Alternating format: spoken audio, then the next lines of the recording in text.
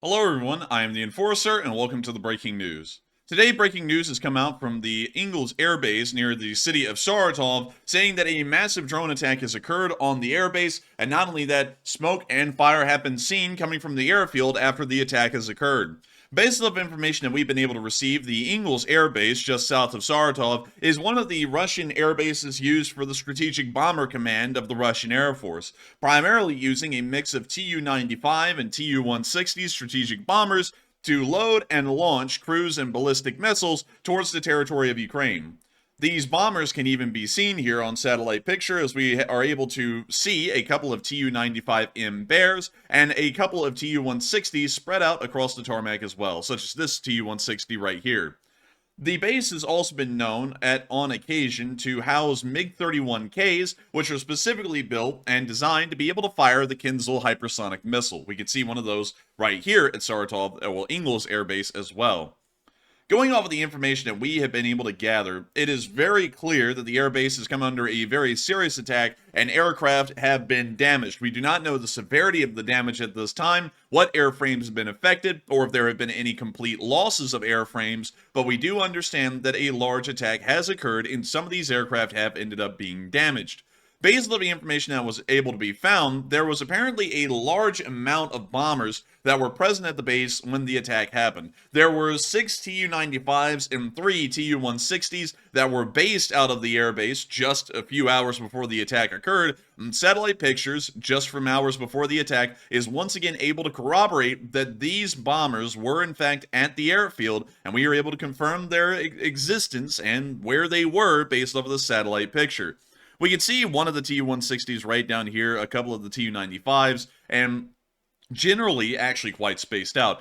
Interestingly, we're also not seeing the painted decoys on the tarmac that used to be present a while ago. It appears that the Russians have found that that's completely unusable as an actual attempt to try and more so divert Ukrainian attacks towards the decoys. The decoys have proven to be ineffective because they're so easy to see on satellite picture, and so it appears that they've now painted back over them or washed them off of the tarmac and that they now no longer exist.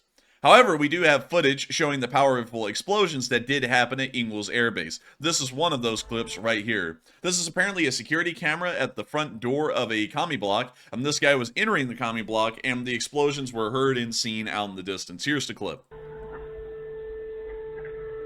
We hear the air raid sirens going off.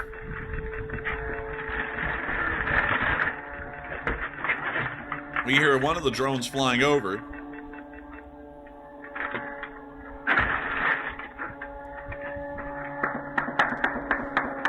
We hear some sporadic rifle fire attempting to shoot down the incoming Ukrainian drones as this Russian citizen goes out to try and get a better look. We hear the first explosion, with car alarms going off throughout the entire area.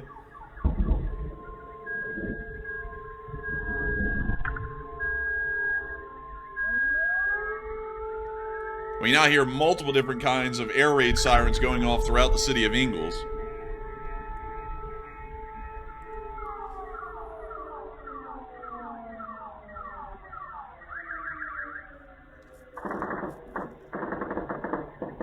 We can now hear more anti-aircraft fire showing that there are more incoming drones that have not been shot down yet, or have hit their target.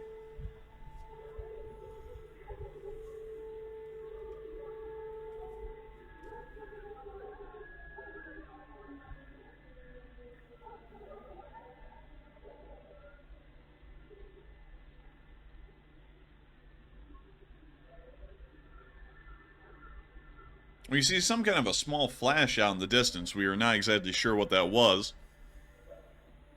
But we now hear another explosion going off, once again emanating from the Ingalls airfield.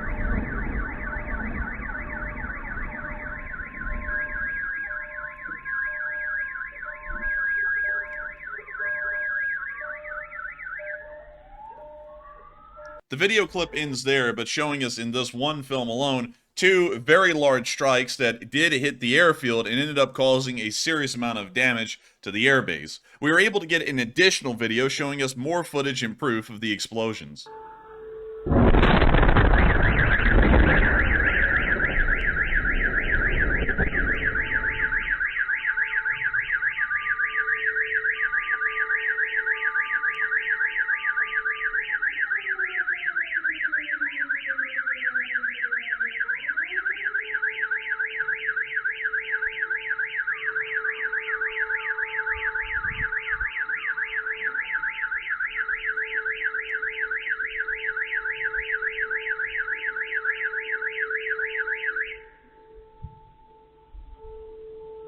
see that the car alarms finally went off.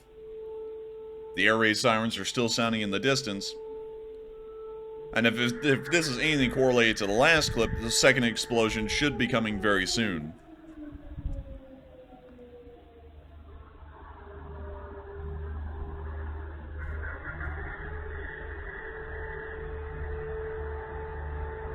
Moving on into our second clip, we can hear one of the drones flying directly overhead of these apartment buildings.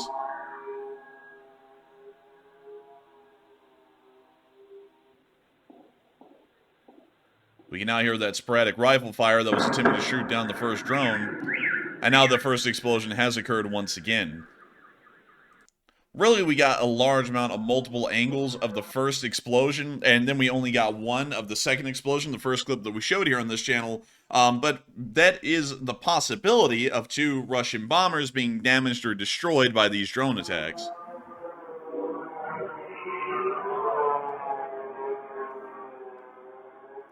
We can hear the haunting sound of a lawn crew out at the early morning hours, once again hitting the airbase.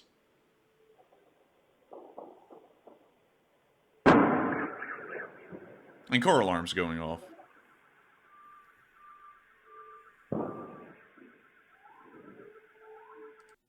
But those are the ends of those clips, all of the footage that we have at the moment that came out of the Ingalls Air Base area, and still showing that a decisive attack has been made. It was able to make it through air defense, and it was able to hit some kind of facilities or aircraft on the base, causing most likely serious damage. Moving on out of Ingalls Air Base, and the major news there, we are starting to see that the Russian Air Force seems to be very cautious about approaching the Free Russian Army forces that are still inside of the Belgrade Oblast, and from what we understand, are very close to the southeastern side of Belgrade, and are also continuing to hold the areas around the Griveron front.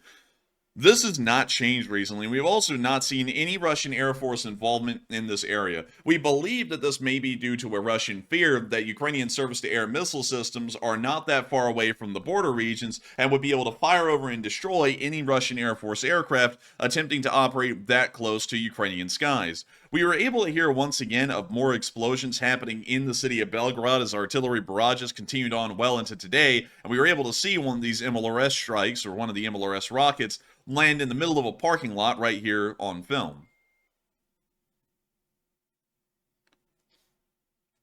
We could only see the rocket for a very short amount of time, about a frame, maybe 2 frames, but one thing we were able to tell off of that frame is that it does appear to once again be a 120 millimeter or maybe even a 230 millimeter MLRS rocket. It is an MLRS rocket, that is one thing that we know for certain. But it is once again proving that the Free Russian Army does possess these MLRS batteries, and given the range of a Grad, and we're going to assume that this is a 122mm Grad rocket, that means that the closest that the Free Russian Army can be right now to Belgrade is Razumno. Once again, considering that this is hitting on the northeastern side of the city, or actually the northwestern side of the city, and that is approximately 12 miles away from the town of Razumno on the very southeastern end of the city. Moving on from that clip, we did also see that Russian armed forces are now beginning to engage and fight against the Free Russian Army in the area of Kazinka. Specifically, in the direction of Zamoste, we were able to see an unsuccessful attack by the Russian army. I will not be able to show the entire clip, but I will be able to show part of it, because we can see right here, the beginning of the clip, the Russian Federation's armed forces moving in. We can see the armored car now moving forward, and the Russian soldiers racing to this building. And we now see that they've all stacked up on the wall here, and this first guy, actually the third guy in the line, tries to throw a grenade. It bounces off the wall, and it's right there, actually.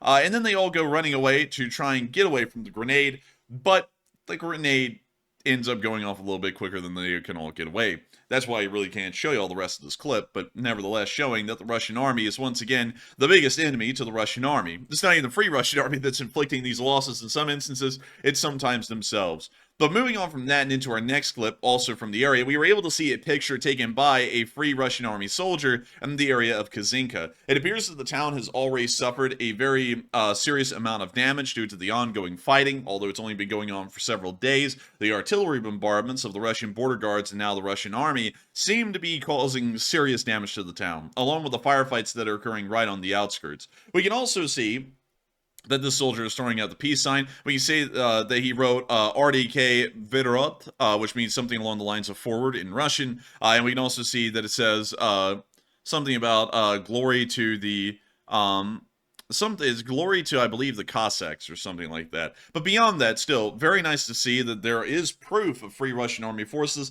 still inside of Kazinka, still holding the town, and once again proving that the Russian government has completely lied about the situation in this area, and it continues to be a very hard-fought battle in between Russian armed forces and the Free Russian Army, and it appears that they're not going to be going anywhere anytime soon. And we hope that it remains that way for the foreseeable future. Meanwhile, all the way up in Moscow, there has been another fire inside of an apartment building, burning the entire thing to the ground. This has to be a brand new kind of Russian, like a tofu dredge style construction. Because once again, the building, like we saw several days ago, went up in a pyre.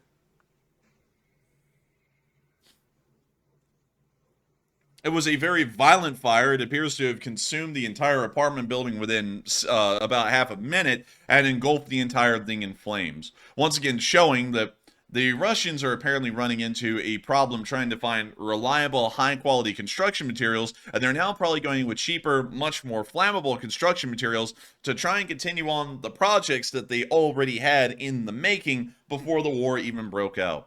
Meanwhile, all the way down in the area of West Kazan, an officially unrecognized country by most of the world except for the Russian Federation, we were able to find out that they are putting in a lot of effort into trying to move the Black Sea Fleet out of Russia entirely. The Black Sea Fleet at the beginning of the war was based inside the port of Sevastopol, and it's been a historic home port since the founding of the Black Sea Fleet way back in the 1700s. Since then, the Black Sea Fleet has been seriously destroyed over the past 2 years and has now moved on to having its primary headquarters inside the city of Novorossiysk, inside of actual Russia. It appears that even here, Russian naval assets are not that well protected, and other vessels such as the Kilo-class submarines, which we might be able to see around the harbor, although this time we're not. For some, oh wait, hang on, actually we have one right here. There is a Kilo-class submarine right there. These submarines, these frigates and destroyers that are inside of this naval station inside of Novorossiysk aren't even well protected against Ukrainian threats and attacks here, and the Russians are attempting to try and move the Black Sea Fleet as far away as possible from everything that's going on with Ukrainian drone attacks, and that means that they're planning on moving the Russian Black Sea Fleet pretty much as far south and east in the Black Sea as one can go into the illegally controlled territory of West Kazan. And specifically, right around the town, and let me make sure I get this correct, right around this town right here, that is called, and I'm going to try and pronounce this the best I can, Ochimchiri. Hopefully I'm pronouncing that right. But this is the naval base in particular that they're attempting to build up. Satellite and picture evidence has shown that there's been a dredging that has been occurring here, and they're trying to either make the harbor deeper or make it wider so that way it can accompany more Russian naval vessels. They've also been building additional facilities here, and it looks like they're attempting to actually build this out to where it'll be big enough to house a good amount of the Black Sea Fleet. We were able to see this confirmed today on drone footage released by Euromaidan Press on Twitter, showing that more efforts have been made to try and make this a usable Black Sea Fleet port in the future.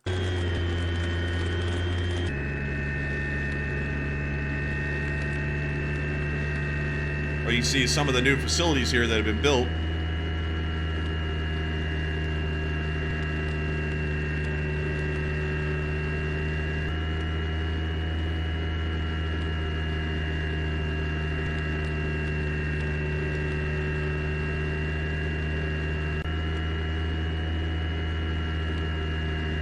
And we see construction vehicles actively moving around.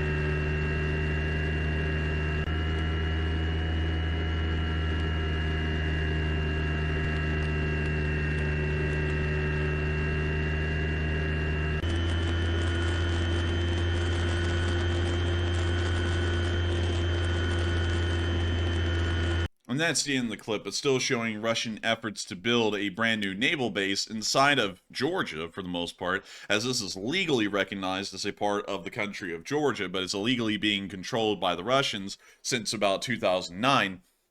but they're attempting to build a naval base down here to try and move the Black Sea Fleet farther.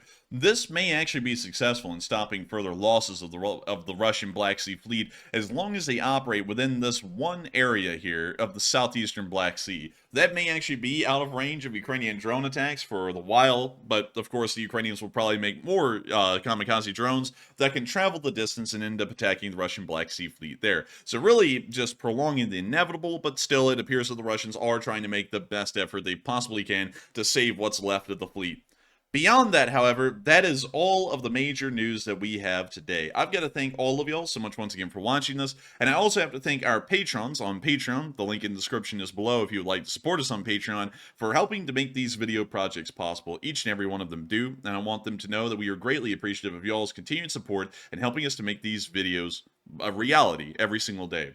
On top of that, if you would like, please make sure to like, comment, and subscribe as these videos come out pretty much every single day, hopefully 7 days a week. We are always hoping for that if there's enough news at this time of day. And we also put out nightly live streams at 10 p.m. Eastern time every single night but Monday that cover the past 24 hours of the war in Ukraine in picture and video evidence. It also allows us to get to talk to all of y'all a lot more about what's been going on in the war so far.